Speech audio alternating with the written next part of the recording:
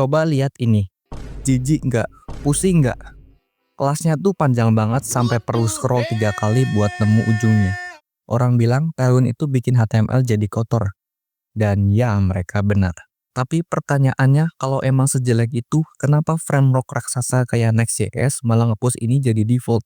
Kenapa developer rela ngotorin HTML mereka? Kita mundur sebentar ke zaman vanilla CSS dan Sass.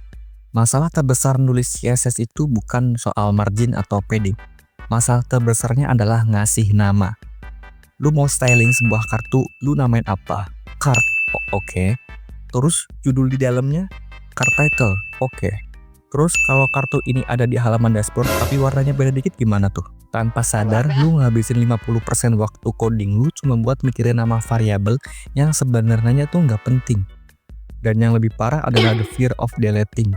Karena CSS itu sifatnya global, lu takut ngapus satu kelas karena takut ngerusak layout di halaman lain yang bahkan lu nggak tahu kalau halaman itu ada.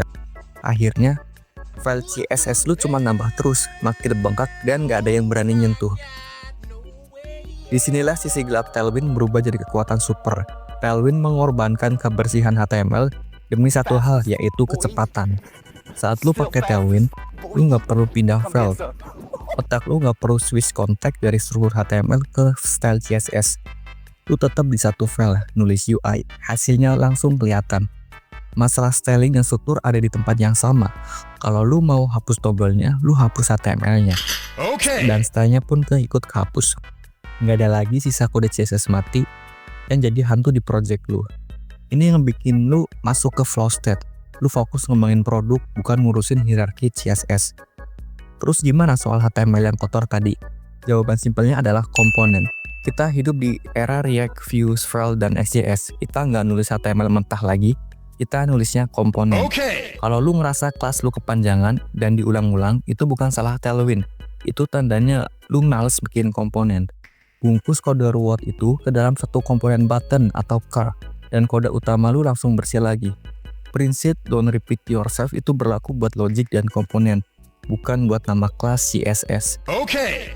Jadi kesimpulannya, Tailwind CSS itu memang punya sisi gelap. Dia bikin markup lu kelihatan berantakan kalau lu nggak disiplin. Tapi trade-off yang dia kasih berupa kecepatan development, gampang di maintenance, dan nggak perlu pusing mikirin nama kelas itu worth it banget. Buat user, mereka tuh nggak peduli dengan kode lu rapi atau nggak. Mereka peduli webnya kencang dan bagus. Gua Alfa, jangan lupa display flex. Sampai jumpa di video berikutnya.